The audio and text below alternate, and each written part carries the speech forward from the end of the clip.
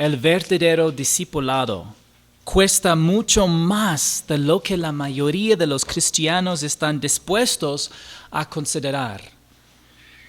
Pero Jesús lo merece.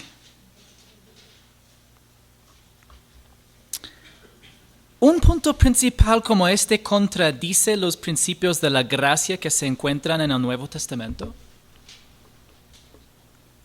No lo creo. ¿Y por qué? ¿Por qué no? Porque en realidad vemos este como el punto principal de Jesucristo mismo en el pasaje que vamos a estudiar en Lucas capítulo 9.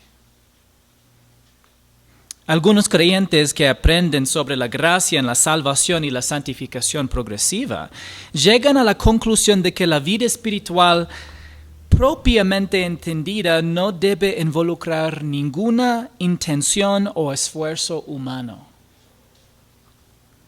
Creo que cuando comprendemos bien la gracia de Dios, nos damos cuenta de que el esfuerzo humano no puede alcanzar la salvación. Pero el esfuerzo humano acompaña a la santificación progresiva.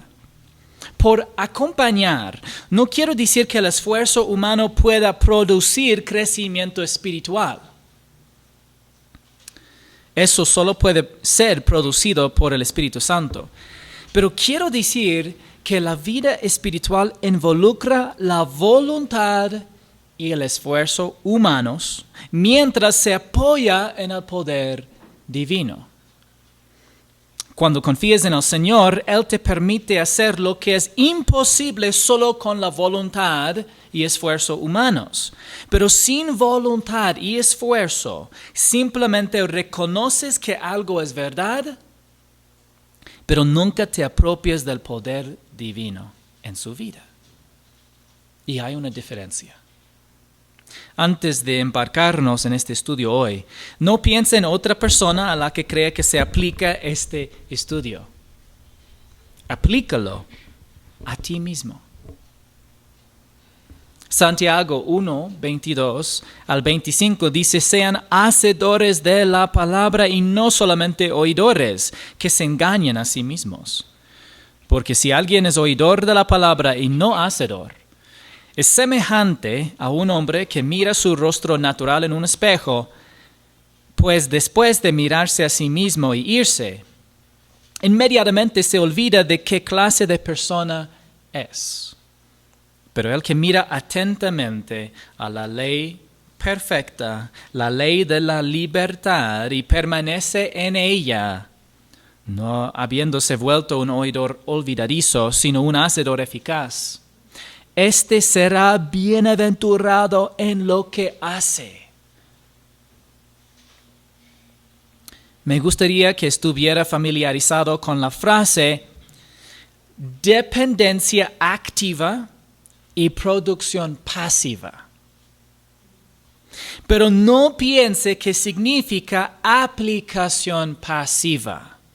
Producción pasiva del fruto del Espíritu por el poder de Dios operando en tu vida y corazón es diferente que decir aplicación pasiva. No es posible aplicar pasivamente la palabra de Dios. Es necesario de hacer aplicación activamente, tomar la decisión y tomar el paso, aunque apoyándose en la gracia y el poder de Dios, y ver Él hacer lo que fuera imposible para usted. Ser un hacedor de la palabra de Dios incluye elegir aceptar las condiciones del verdadero discipulado para usted. No puedes tomar esta decisión por nadie más. Solo tú. Por favor, abran sus Biblias conmigo en el capítulo 9 de Lucas. Y vamos a leer versículos 57 al 62.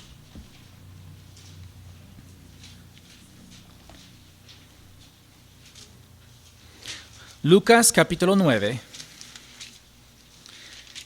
Y vamos a leer del versículo 57 al 62. Aquí dice: mientras ellos iban por el camino, Uno le dijo, te seguiré a donde quiera que vayas. Las horas tienen madrigueras y las aves del cielo nidos, le dijo Jesús. Pero el Hijo del Hombre no tiene dónde recostar la cabeza. A otro le dijo, ven tras mí. Pero él contestó, Señor, permíteme que vaya primero a enterrar a mi Padre. Deja que los muertos entierren a sus muertos, le respondió Jesús. Pero tú, ve y anuncia por todas partes el reino de Dios. También otro dijo, te seguiré, Señor.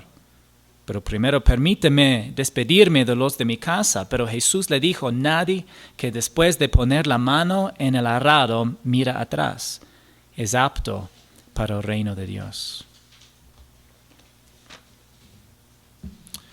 Padre en el cielo, venimos a ti esta mañana deseando conocer mejor a Jesús, deseando verlo en las páginas de las Sagradas Escrituras, deseando también entender mejor su voluntad por nuestras vidas y de ser también transformados por el poder de tu Espíritu.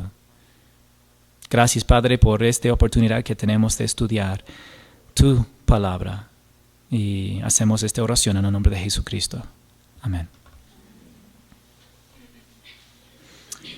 ¿Por qué enfatizaría el Señor el costo del discipulado? Hoy en día los maestros confunden el costo del discipulado con el costo de la salvación.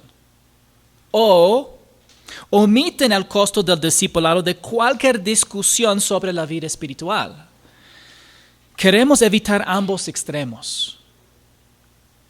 Jesús fue simple e enfático sobre el costo del discipulado y dejó claras las condiciones desde el principio. 3 hombres se acercaron a Jesús y los 3 tuvieron la oportunidad de seguirlo. Y sorprendentemente Lucas no nos dice cómo respondieron después. Toma cuenta en el pasaje. Después que Jesús explica las condiciones bien, no vemos la respuesta de ni uno de los 3 hombres. Lucas probablemente omitió la respuesta final de estos hombres para que podamos aplicar los principios y el desafío del discipulado a nuestras propias vidas. La interacción entre Jesús y esos hombres nos enseña 3 principios importantes sobre el discipulado. Debe estar dispuesto a sufrir inconvenientes. No debe retrasar ni permitir que las expectativas sociales se antepongan a las prioridades del discipulado y debe tener una mente enfocada. La decisión debe ser decisiva y el enfoque de tu vida debe ser entonces singular. ¿Y qué es el enfoque de esa vida? Jesús. Debe estar dispuesto a sufrir inconvenientes, debe tener una mente enfocada y el enfoque de tu vida debe ser entonces singular. Este pasaje trata del discipulado, no de la salvación. La palabra discípulo, es la verdad, no aparece en este pasaje. Pero pedir seguir a un rabino implicaba discipulado en el Israel del primer siglo. Edersheim dice, la expresión seguir a un maestro en aquellos días se entendería universalmente como implicando discipulado. En su sentido más simple, un discípulo es un estudiante y seguidor. Pero hay varios grados de discípulos. En las Escrituras podemos distinguir hasta 4 clases diferentes de discípulos. 1. Estudiantes y seguidores curiosos que no creyeron en Jesús. Estudiantes y seguidores curiosos que no eran creyentes. Juan 6, 64, 66 leemos, pero hay algunos de ustedes que no creen. porque Jesús sabía desde el principio quiénes eran los que no creían y quién era el que lo iba a traicionar. ¿Quién? Singular, uno, Judas, pero los estaba hablando de muchos. También decía, por eso les he dicho que nadie puede venir a mí si no se lo ha concedido el Padre. Como resultado de esto, muchos de sus discípulos se apartaron y ya no andaban con él.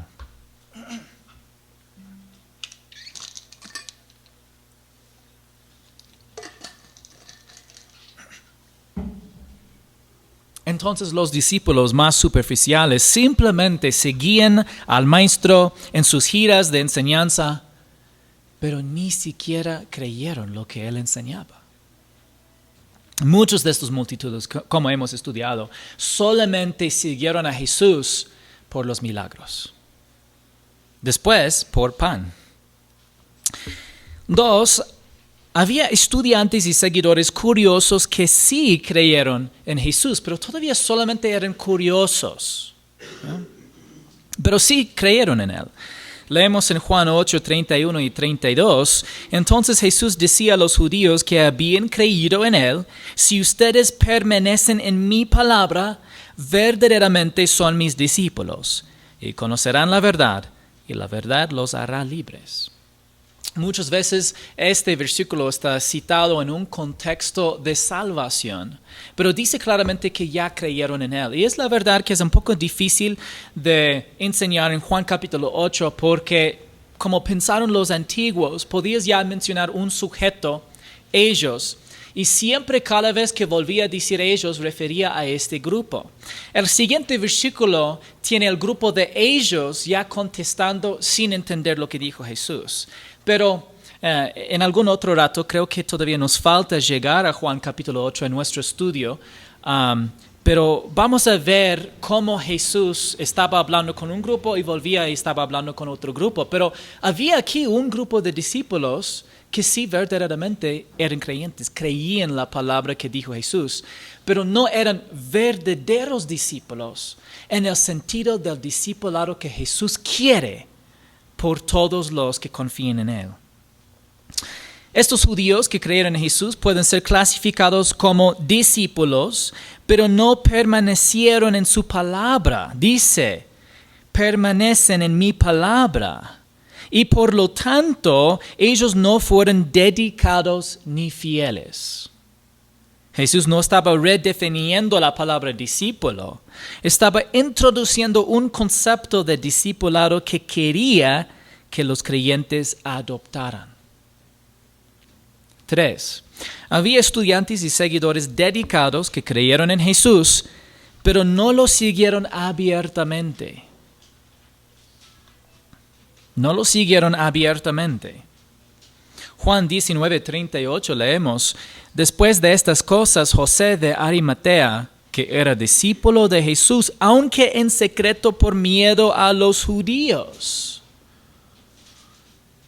Si alguien que dice que es imposible que alguien sea creyente sin abiertamente confesar a Jesús o de admitir que cree en él, entonces más bien las escrituras demuestran puedes no solamente ser un creyente sino también un discípulo en secreto, aunque no es preferible. José de Arimatea fue un estudiante serio y seguidor de Jesús, pero nadie lo supo hasta la sepultura de Jesús. 4.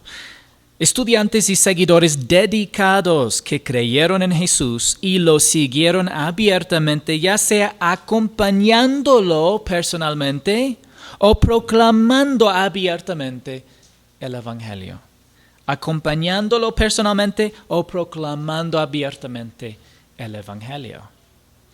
El endemoniado de los Gadarenos se convirtió en discípulo. Pero Jesús le dijo que proclamara abiertamente lo que había hecho por él en lugar de acompañarlo personalmente. Leemos en Lucas 8, 38 y 39. Pero el hombre de quien habían salido los demonios le rogaba que le permitiera estar con él. Pero Jesús lo despidió diciendo, vuelve a tu casa y cuenta cuán grandes cosas Dios ha hecho por ti.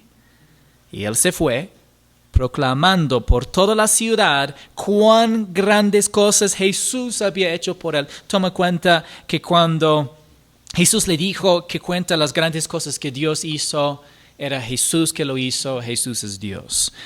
Mientras tanto, los 12 apóstoles fueron llamados a un discipulado que requería acompañar físicamente a Jesús donde quiera que fuera. Entonces hay una diferencia. Algunos que ellos pueden recibir un llamado como embajador, esto es lo que pasó con el ex endemoniaco, y había otros que tenían que acompañarlo personalmente. Lucas 5, 27 y 28, después de esto Jesús salió y se fijó en un recaudador de impuestos llamado Leví, sentado en la oficina de los tributos, y le dijo, sígueme. Y él, dejándolo todo, se levantó y lo seguía.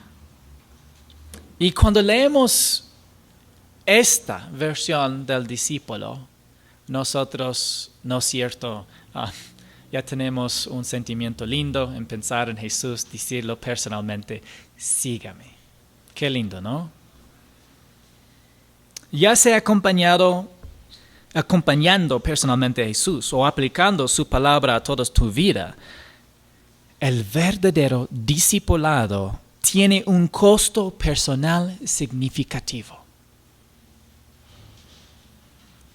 Hay una última categoría de discípulo, pero no puse en la lista porque es una categoría especial. Y es el discípulo dedicado que no creía en Jesús. Y en este caso prácticamente Judas es el único ejemplo de un discípulo dedicado acompañándolo a Jesús a toda parte, pero de verdad nunca creía en él. Qué pena. Jesús declaró previamente el costo del discipulado en el capítulo 8 de Marcos. En Marcos 8:34 leemos, llamando Jesús a la multitud y a sus discípulos les dijo, si alguien quiere venir conmigo, y yo creo que sí está hablando de discipulado, niégase a sí mismo, tome su cruz y sígueme. Y este es el costo del discipulado. Negación de uno mismo, de sus prioridades. De verdad, hermanos, de sus sueños.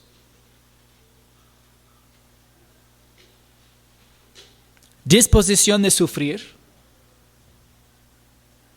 y dedicación a seguir a Jesucristo. Es decir, conocerlo bien en su palabra y imitarlo en tu vida. Aquí encontramos un gran contraste. La salvación es gratuita y el discipulado es costoso.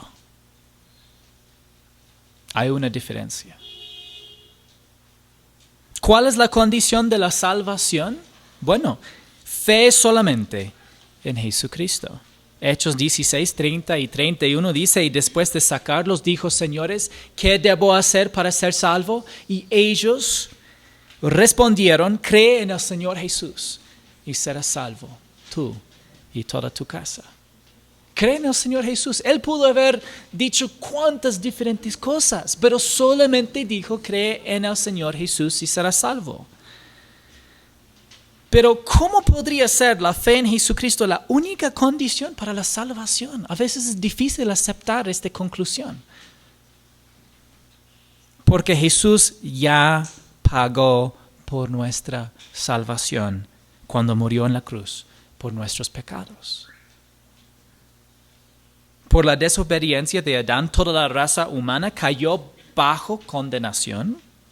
Lo que la humanidad merece por el pecado es la separación eterna de Dios. Y como Dios es perfectamente justo, no puede aceptar nada más a cambio del pecado. Dice en Romanos 6:23 que la paga del pecado es muerte. Y Dios ya no sería un juez justo si Él aceptaría a nuestras buenas obras, sinceros, atentos de cumplir los mandamientos de Dios, o cualquier otra cosa a cambio por el pecado, sino es necesario que sea hecho la justicia y lo que exige es la muerte. Nos gusta pensar que podemos realizar buenas obras para que nuestro bien supere nuestro mal. Pero eso no es como funciona la justicia. La humanidad ya está condenada y a nivel individual merecemos la separación espiritual de Dios por cada uno de nuestros pecados, no solamente la totalidad. Nosotros solemos pensar en la totalidad de nuestros pecados y compararlos con la totalidad de las buenas cosas que hemos hecho en nuestras vidas. Pero era un solo acto de desobediencia que hizo que la humanidad cayera en condenación. Y fue un solo acto de obediencia que redimió a la humanidad. Era la muerte sustitutiva de Jesucristo en la cruz de Calvario. Ninguna cantidad de buenas obras podría ponernos en una relación correcta con Dios o cumplir con los estándares de su perfecta justicia. Debido a que Dios es santo y justo, no pudo ignorar nuestro pecado y no pudimos salvarnos a nosotros mismos. Pero como Dios es amor, se hizo hombre y murió en la cruz por nuestros pecados. El Padre, el Hijo, el Espíritu Santo son tres personas distintas en un solo verdadero Dios. Y el Padre envió al Hijo a morir en la cruz por los pecados del mundo. Él murió en nuestro lugar, sufriendo la muerte que nosotros merecíamos, pagando la deuda de nuestro pecado en su totalidad. Jesús lo pagó todo y no hay nada que podamos agregar o quitar de su obra terminada en la cruz, completa y suficiente. Él resucitó al tercer día para probarlo. Las Escrituras nos dicen repetidamente que la vida eterna es un regalo. Es un regalo. Y si es realmente un regalo, no le cuesta nada. No te cuesta nada porque Jesús ya lo pagó todo. Pero lo que lo costó a Él era su vida. De verdad, menospreciamos el sacrificio de Jesús cuando nosotros pensamos que no era suficiente o que fuera necesario para nosotros agregar a lo que Él hizo. Todo lo que tienes que hacer para recibir la vida eterna es confiar, creer en Jesucristo y en su muerte en la cruz por tus pecados y su resurrección victoriosa. Así puedes recibir la vida eterna, la salvación, el perdón de pecados. Toma cuenta cuando estaba predicando Pedro a Cornelio. La terminación de su predicación era que los profetas dan testimonio que todos los que confíen, que creen en Jesucristo, en su nombre, reciben el perdón de pecados por la fe en su nombre. Y en este momento Cornelio creyó el mensaje y fue salvado. Lo mismo fue el mensaje del apóstol Pablo al carcelero. Y podemos ocupar ejemplos todo el día para demostrar que la salvación, la vida eterna, perdón de pecados y nuevo nacimiento se recibe con la justificación simplemente por la fe en Jesucristo, porque Él ya lo pagó todo. Pero ahora, ¿cuál es el costo del discipulado? Dejando de lado nuestros propios planes y deseos, aceptando el sufrimiento personal y imitando a Jesús mientras que aprendemos su palabra y aplicamos su palabra por fe en Él. Muy diferente, hermanos. La salvación requería el sacrificio de Jesús. El discipulado requiere tu sacrificio. Como dice en Romanos capítulo 12, un sacrificio vivo, santo y agradable. Es nuestro culto racional. Incluso requiere nuestro sacrificio si el poder para hacerlo de manera efectiva depende de la gracia de Dios y el ministerio del Espíritu. Vamos a volver y regresar a Lucas capítulo 9, versículo 57. Mientras ellos iban por el camino, uno le dijo: te seguiré a donde quiere que vayas. Las horas tienen madrigueras y las aves del cielo nidos, le dijo Jesús, pero el Hijo del Hombre no tiene donde recostar la cabeza. ¿A dónde iban Jesús y sus discípulos? Bueno, viajaban de Samaria a Jerusalén. De Samaria a Jerusalén. Aquí tenemos una mapa. Y podemos ver aquí en el norte, en el máximo norte, la región de Galilea. Después, más abajito, Samaria. Y más abajito tenemos Judá y Jerusalén, aquí en el centro. Entonces, donde vimos la semana pasada, Jesús estaba bajando de Galilea a Samaria. Tuvo ya oposición en un pueblo y no sabemos exactamente qué camino cogió desde ese punto. Pudo haber seguido por los pueblos de Samaria o hecho la vuelta que era muy común para los judíos para ya llegar a Jerusalén. No sabemos, pero lo que sabemos es que ahora está en el camino hacia Jerusalén. Tal vez ya está en la región de Judea, tal vez está todavía en el borde de Samaria, pero sabemos ahora que está yendo desde el norte hacia el sur. Según Mateo, el hombre que se acercó a Jesús era un escriba. Aunque Mateo tiene fuera de cronología todos sus diferentes relatos. Entonces, realmente Mateo, creo, si es que recuerdo bien, tuvo en capítulo 8. Pero es más probable que seguía el orden cronológico de Lucas. ¿Qué dijo ese hombre? Te seguiré a donde quiere que vayas. Wow. Él tuvo bastante ánimo. Y lo que dijo era muy lindo. El primer hombre quería ser un discípulo dedicado. Un discípulo dedicado. Al mismo nivel que los 12 apóstoles. ¿Cómo respondió Jesús? Las horas tienen madrigueras y las aves del cielo nidos, pero el Hijo del Hombre no tiene donde recostar la cabeza. Jesús se contrastó a sí mismo, el Hijo del Hombre, que era un título mesiánico profético, con horas y aves. Y Jesús no decía que nunca tuvo donde dormir, sino que no tenía un hogar permanente.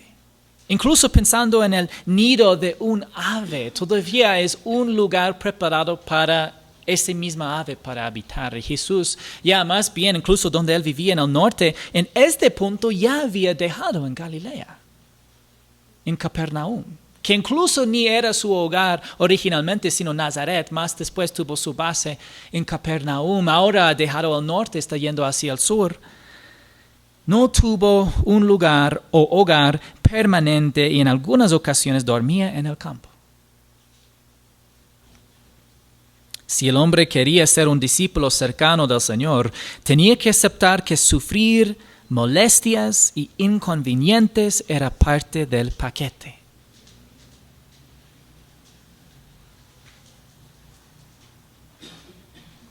¿Y por qué la palabra inconvenientes? Elegí esta palabra porque muy rara vez que un cristiano me dice que había una persecución o sufrimiento grave que interponía y causaba problemas para que no podían seguir a Jesús con dedicación. Pero frecuentemente escucho de inconvenientes. Y no digo esto para hacer a ninguna persona sentir mal. Pero sí quiero que reconozcan. Es fácil por nosotros decir, daré mi vida para Jesús, pero no daré mi agenda.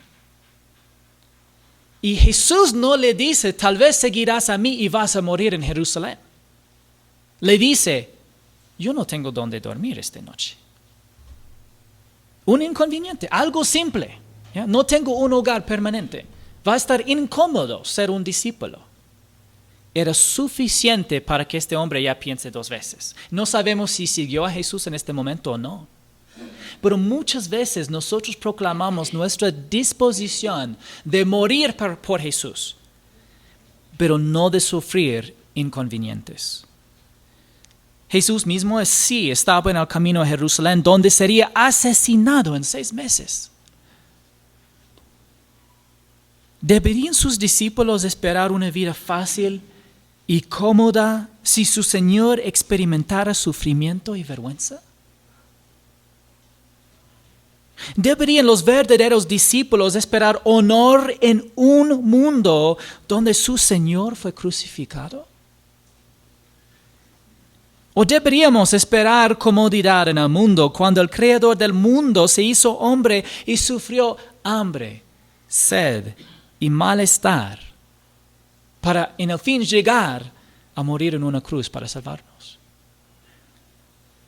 ¿La encarnación fue conveniente para el Padre o para el Hijo?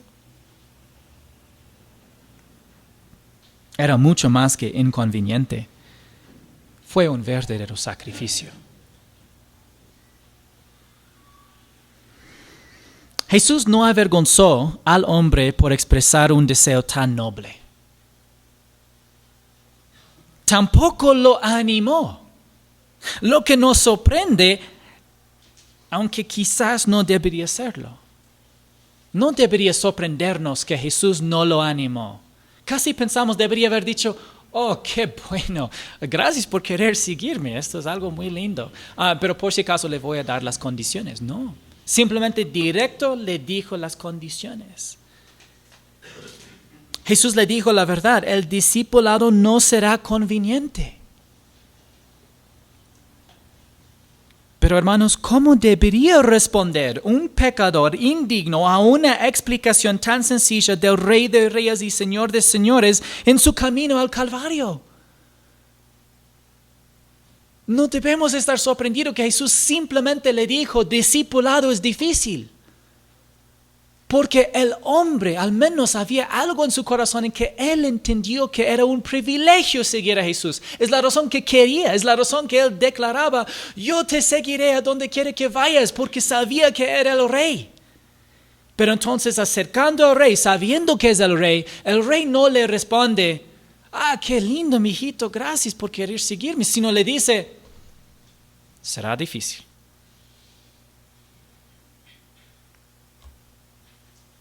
¿Y cómo podía responder él? Bueno, entiendo, Señor. Sé que puedo perder sueño. Puedo pasar noches desveladas.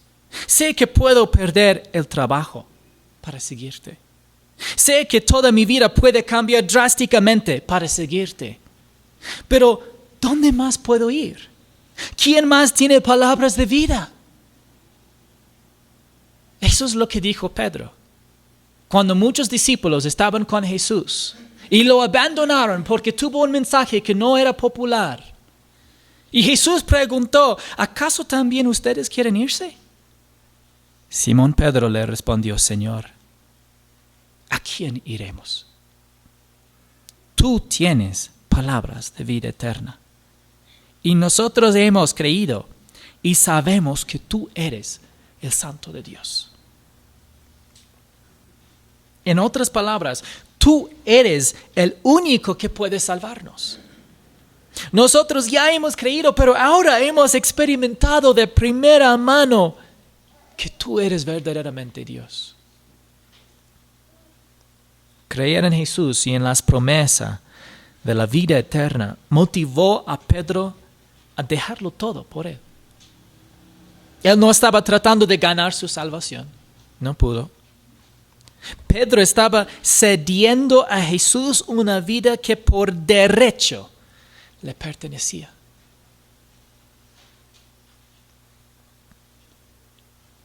Pedro estaba cediendo a Jesús una vida que por derecho le pertenecía. En versículo 59 de Lucas 9 vemos a otro hombre, a otro le dijo: ven tras mí. Jesús le dijo a él: ven tras mí. Pero él contestó: Señor, permíteme que vaya primero a enterrar a mi padre. Deja que los muertos entierren a sus muertos, le respondió Jesús. Pero tú, ve y anuncia por todas partes el reino de Dios.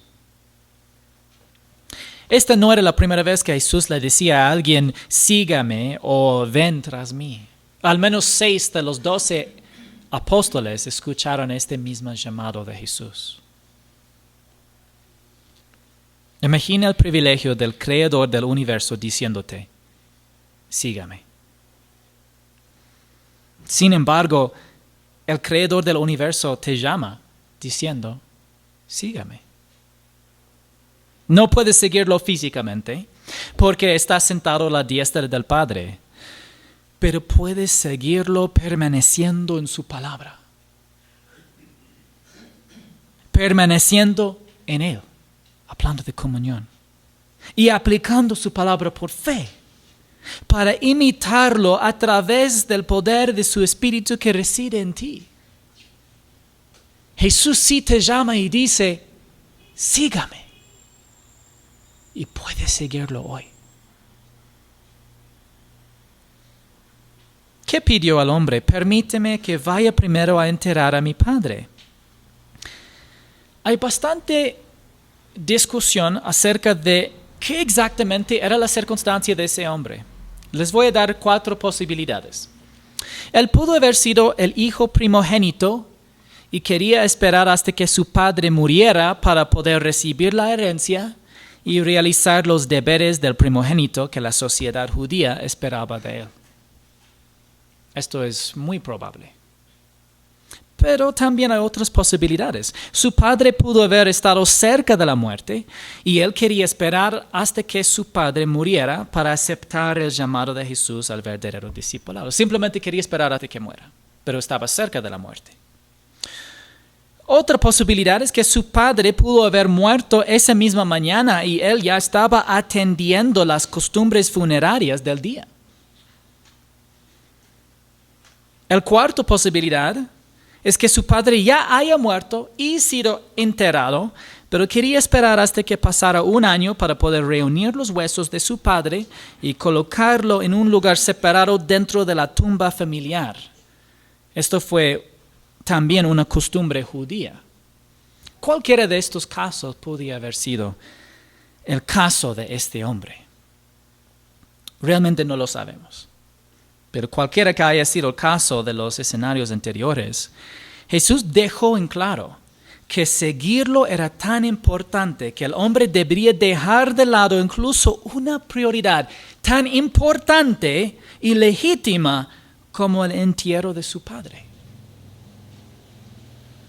A veces estamos intentando buscar un sentido diferente que lo obvio y natural del pasaje,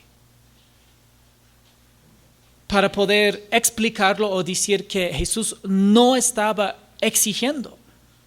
No, es más bien exactamente como lo lee. Jesús estaba exigiéndolo bastante a ese hombre.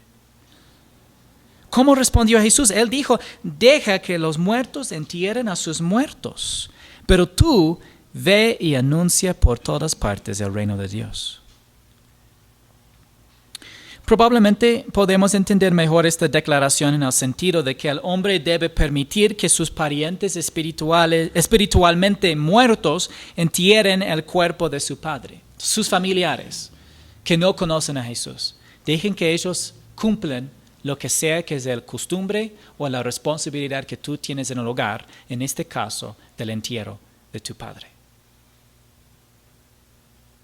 Y si es que parece algo dramático, de verdad, hermanos, entendieron bien el pasaje. No vamos a cambiar el contexto o el sentido para que no sea dramático. Es dramático lo que está diciendo Jesús. El llamado de Jesús reemplazó todas las demás responsabilidades en su vida. En su caso, Jesús no lo llamó a seguirlo físicamente como a los 12 discípulos. Toma cuenta, le dijo que fuera y proclamara el reino de Dios. Y nosotros enfrentamos una llamada similar. Soñamos con el tipo de discipulado que disfrutó Pedro. Pasar tiempo en comunión cercana con Jesús. Conocerlo, escucharlo hablar no solo a la multitud, sino también al lado de una fogata en la noche. Sé que anhelas ver a Jesús, al igual que yo. Pero ¿realmente lo anhelamos como deberíamos? Podemos pasar tiempo con Él en comunión hoy. Podemos llegar a conocerlo verdaderamente como es. Podemos escucharlo hablar y podemos hablar con Él. Él habla con nosotros mediante su palabra escrita y nosotros hablamos con Él mediante la oración. Muchas veces solamente soñamos, si yo fuera Pedro, qué lindo hubiera sido de poder andar con Jesús. Y nosotros con la disposición de orar delante del trono de la gracia en cualquier momento y despreciamos la oportunidad. Nos perdemos de tanta comunión y gozo porque estamos permitiendo que las preocupaciones y los deseos de este mundo actual ahogan la verdad de la palabra de Dios. Si permaneciéramos en Él y en su palabra, entonces lo viéramos como Él es en su palabra.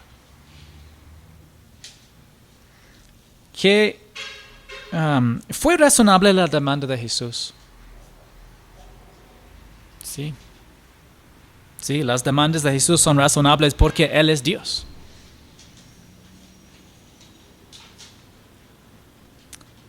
Puedo solamente imaginar lo que hubiera pasado. No sé si es que este hombre respondió a Jesús o no. Pero tal vez este mismo día hubiera él ido con Jesús. Y sus familiares ya preguntaron, ¿qué pasó? Tal vez era el primogénito y dijeron, no llegó el primogénito para hacer las oraciones especiales en el momento de la sepultura. Tal vez no estaba él para recoger los huesos y ponerlos en otro lado, llegando al 1 año. Tal vez no sé en qué obra específica él tuvo en el entierro, pero tal vez no hubiera ido. Y ya su familia, sus vecinos, todo el pueblo con furia diciendo, ¡qué locura! ¿Por qué lo hizo? Y alguien dice, yo vi a él andando con Jesús. Para los creyentes, abrió obvio, se fue con el rey. Incluso ya llegaría a las noticias porque él no quedaba con el rey, sino que fue mandado para predicar. Ya escuchamos que él llegó a tal lado y estaba compartiendo acerca del reino de Dios. Ya escuchamos que llegó a otro lado también, estaba predicando estas verdades. ¡Wow! Es como el llamado de Eliseo por Elías. Para los incrédulos, desprecio.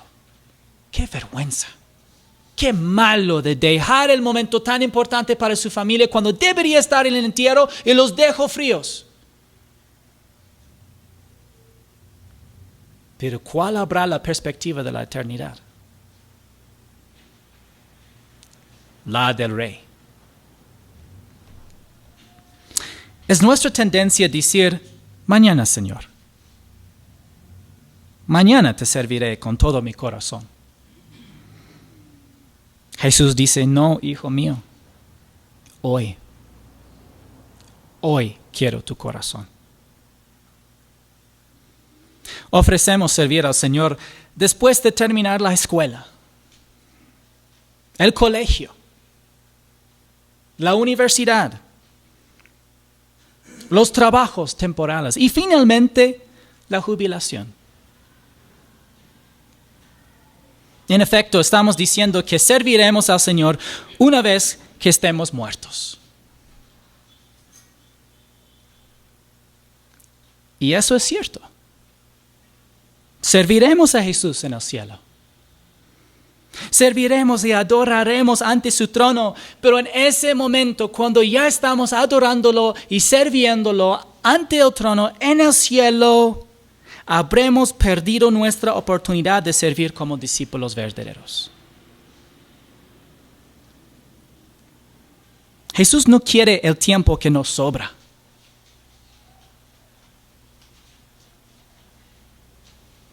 Él no dijo a él, oh, qué bueno, entonces tome tu tiempo nomás y cuando estás listo, vendrás. Ustedes dicen, pero pastor, tú dices esto mucho. Yo no soy Jesús. Yo sí les digo eso. Pero no es porque la palabra no te dice algo diferente. Y a veces yo tomo el tiempo de desafiar a cada uno de ustedes cuando hay la oportunidad. No siempre hay. Y yo intento hacer mi trabajo según mi puesto. Yo no soy Jesús, yo no soy el rey. No les voy a decir, deje todo este día y haga tal cosa. No voy a hacerlo. De vez en cuando tengo la oportunidad de mostrarles como hoy lo que dice la palabra de Dios. Y tú puedes hacer la aplicación. Jesús no quiere nuestras migajas. En el cielo finalmente cantaremos, eres digno. Y viviremos nosotros como si Él también fuera digno. Pero ¿por qué no alabamos a Jesús con el canto de nuestras vidas hoy? Eres digno de mi tiempo en este momento. No eres mi segunda opción. No estás en mi lista de prioridades. Eres una categoría separada que está sola como preeminente en mi vida.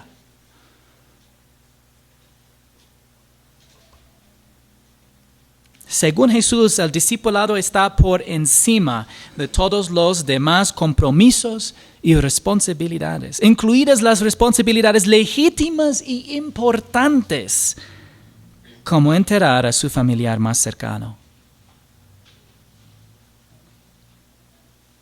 Tom Constable comenta, la misión de los creyentes era incluso más importante que el cumplimiento de las obligaciones familiares habituales, cuando éstas entraban en conflicto con las responsabilidades del discipulado. Es difícil imaginar cómo Jesús podría haber restablecido con más fuerza la importancia de la participación inmediata y de todo corazón en el programa de Dios. ¿Te suena radical? Una vez le pregunté a un creyente si pensaba que elegir dónde estudiar en función de qué universidad estaba cerca de una iglesia local buena, si fuera radical esa decisión. Y me dijo que parece que sí. Y no lo juzgo, porque basado en el pensamiento humano natural es algo radical.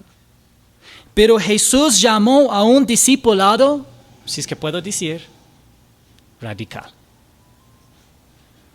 Cualquier cosa menos no es verdadero discipulado.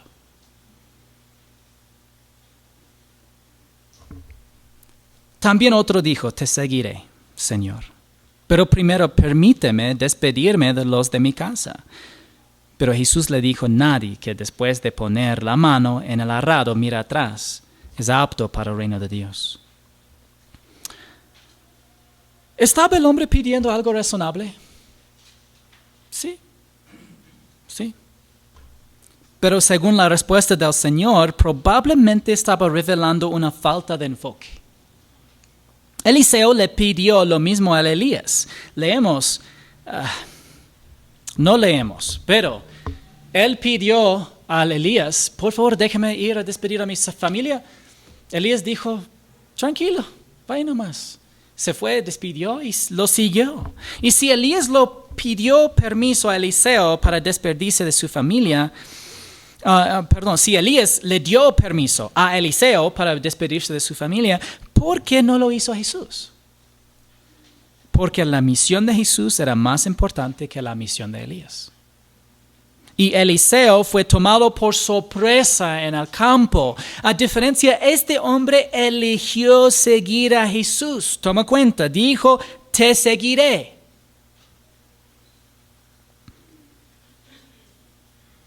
Pero luego pidió volver con su familia para despedirse, revelando una lealtad dividida.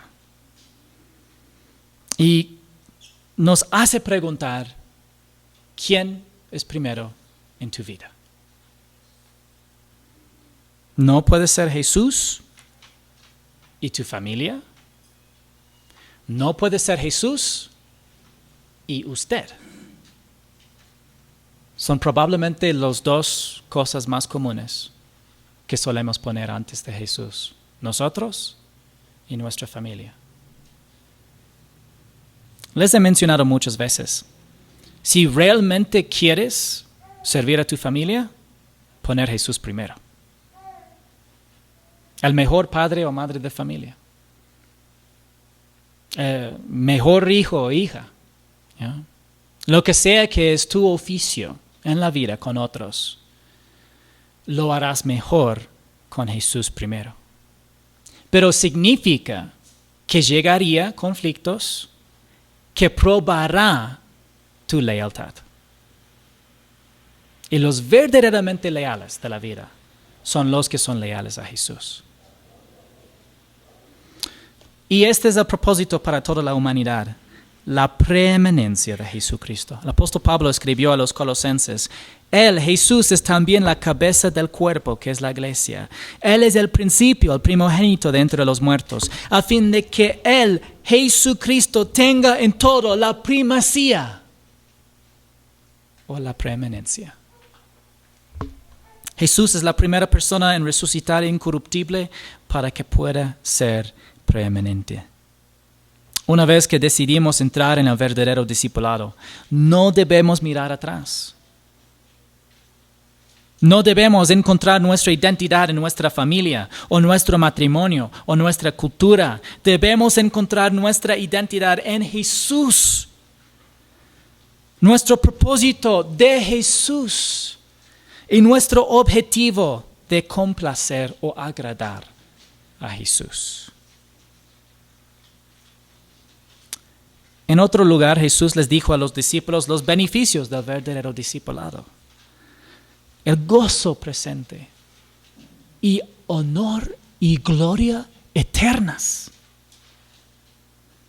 Pero debemos preguntarnos si la persona es una razón suficiente para entrar en el verdadero discipulado. Aquí él no mencionó a estos hombres los beneficios. ¿Jesús merece de nosotros un verdadero discipulado? Sin duda la respuesta es sí. Aceptemos este desafío y elijamos permanecer en la palabra y en la vid verdadera Jesús, para que también nosotros seamos verdaderos discípulos, para que en todas las cosas Él tenga la primacía. Y el pueblo de Dios dijo: el verdadero discipulado cuesta mucho más de lo que la mayoría de los cristianos están dispuestos a considerar, pero Jesús lo merece. Otro día, cuando llegamos a otro pasaje, lo veremos, la conversación de qué son los beneficios del discipulado. Pero yo quise dejar tal como es el pasaje hoy simplemente las condiciones para que podamos reflexionar y pensar. Porque la razón que estos hombres deberían responder a Jesús es por quién es Él. Antes incluso de cualquier beneficio que haya en ser fiel al Salvador.